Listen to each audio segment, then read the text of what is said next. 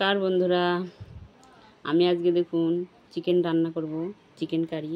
এই চিকেনটা আমি বাজার থেকে নিয়ে আসার পর ভালো করে ধুয়ে পরিষ্কার করে নিয়েছি।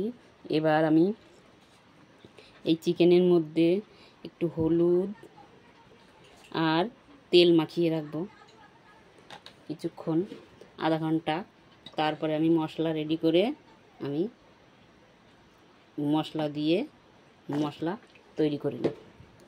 এই যে আমি এই চিকেনটা ম্যারিনেট করে রাখবো, হলুদ আর তেল দিয়ে ম্যারিনেশন করে রেখেছি। এইবার আমি চাপা দিয়ে রেখে দেবো আধা ঘন্টা।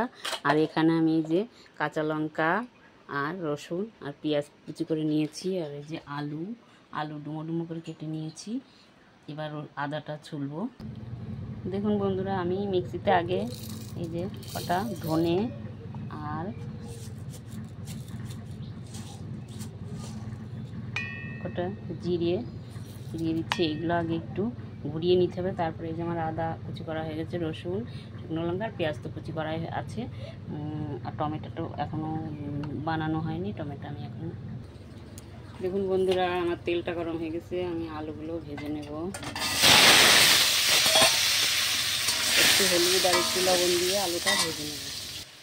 দেখুন বন্ধুরা, আমার আলুটা ভাজা হয়ে গেছে। আমি এবার এই যে লাল লাল করে ভেজে নিয়েছি। এবার আমি আলুটা তুলে, এই যে আমার আলুটা ভাজা হয়ে গেছে, আমি আলুটা তুলে নিয়েছি। এবার আমি ওই তেলের মধ্যে আর একটু বেশি করে তেল দিয়ে দিয়েছি, যাতে চিকেনটা কষা আমার হয়ে যায়।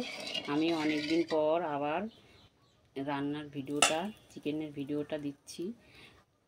এমনি বিশেষ কিছু করি না, তার জন্য অত একটা ভিডিও আমি দিই না, কিন্তু এখন আবার দিচ্ছি। এই যে এবার আমি গোটা জিরে ফোড়ন দিলাম, আর তেজপাতা আর শুকনো লঙ্কা আর গোটা গরম মশলা আমি ফোড়ন দিয়ে দিলাম। এবার ফোড়নটা হয়ে গেলে আমি এর মধ্যে পেঁয়াজ কুচি দিয়ে দেবো। ফোড়নটা আমার হয়ে গেছে, এবার আমি পেঁয়াজ কুচি দিয়ে দিচ্ছি। পেঁয়াজ কুচি ভালো করে নরম হওয়া অবধি অপেক্ষা করব।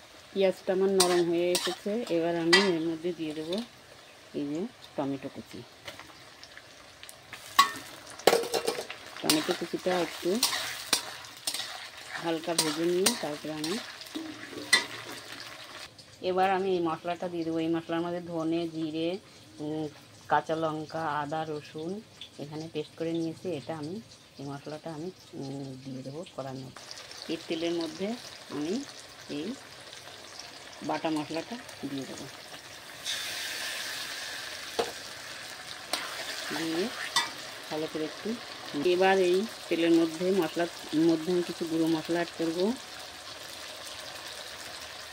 2 চামচ হলুদ গুঁড়ো,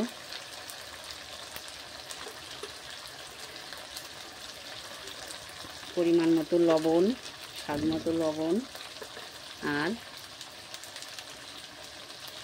শুকনো লঙ্কা 1 চামচ মতো। আমার চামচটা একটু ছোটো তো, তার জন্য আমি 2 চামচ দিলাম। এবার ভালো করে আমি মশলাটা কষিয়ে নেব। দেখুন বন্ধুরা, আমার মশলা থেকে তেল ছেড়ে গেছে, মশলাটা কষানো আমার হয়ে গেছে। এবার ম্যারিনেট করা চিকেনটা আমি এই মশলার মধ্যে দিয়ে দেবো।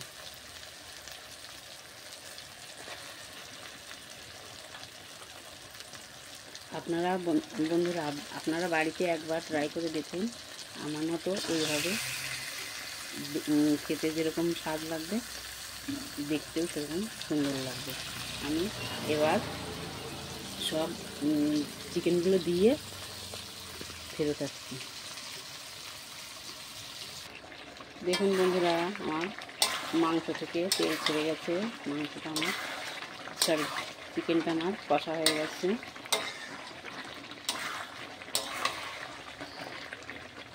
এবার আমি একটু পরিমাণ মতো জল দিয়ে ঢেকে দেবো।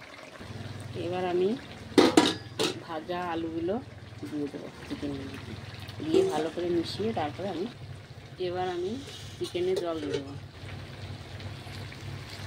পরিমাণ মতো জল দিয়ে দেবো।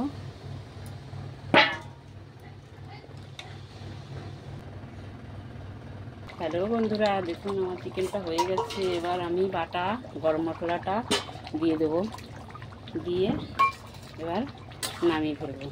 একটু ঢাকা দিয়ে দেবো।